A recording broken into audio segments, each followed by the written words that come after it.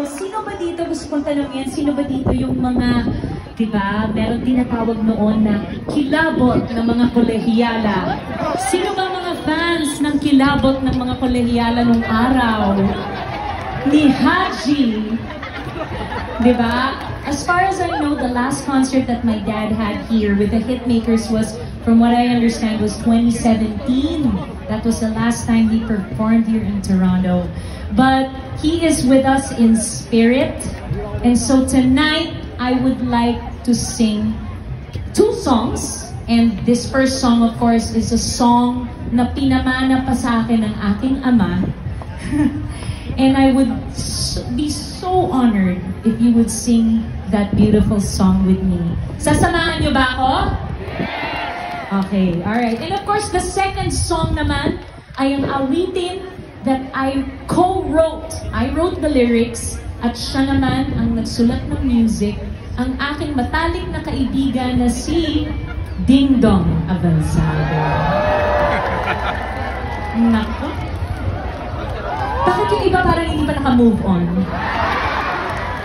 Kasi ako move on na. Ang pinangarap ko lang noon eh, dahil diba, love team kami noon ni Ding Dong. Ang pinangarap ko lang ay sana maliit naman ako kay Papa Ian Veneracion. Pero wala talaga eh. Walang nakaisip, joke. Anyway, this song, the second song, is our, of course, composition together, and it won the Song of the Year at the Awit Awards, which is the equivalent of the Grammy Awards, diba? Sa atin, sa Philippines. And it was the Song of the Year nung taong 19. Basta. Okay, alright, play that music.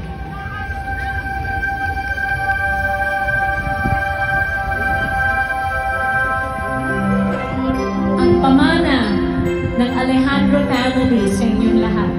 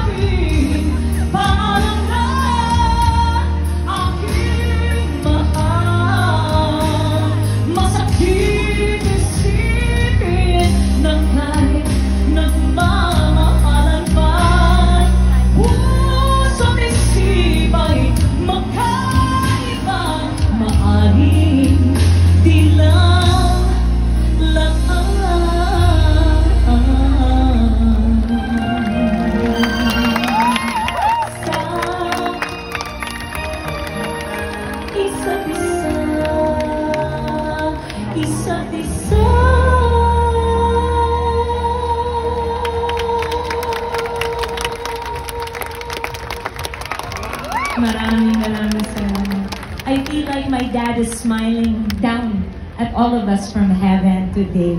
He is with us always, and every time na kumakanta ako, feeling ko parang nandito pa rin siya sa stage with me.